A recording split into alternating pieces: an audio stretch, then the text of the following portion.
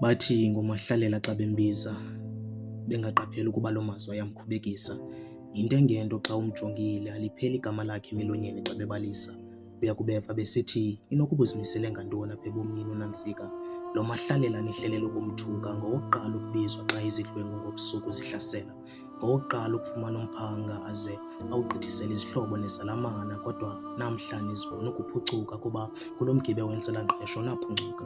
Ngelixa uthe sanga luzone zeli lizwe ukhangela nganethiya amafuku, nguMahlalelo liliso kolwakho usapho. NguMahlalela obizwayo zakupotyakala izinto, ikwanguMahlalela ovuka ngentseni ayokuhlinza kowenu emaxhantini.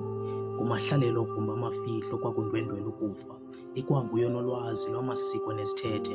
Uze uncede xa bekubuza ubaxelele iingcebiso zokuqhuba imicimbi yekhaya uzifumana kuye. Kodwa kwakufika ilixa lokulawula, azisaziwe ezi zinto zimdakana, zitya iintshwela zeendwendwe nabefundisi. Kaloku kuthiwa zezi zinto zingahluthiyo ziyageza futhi zakunqila.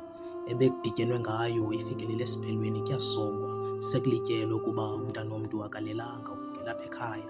Inene kuyingxaki ukungabi nantsebenzo, imizamo yakho ayibonwa ukhunjulwa mhla ngengxaki. Uthi ungumkhuluwa uphela ungumninawa ngenxa yokuswela intsiba.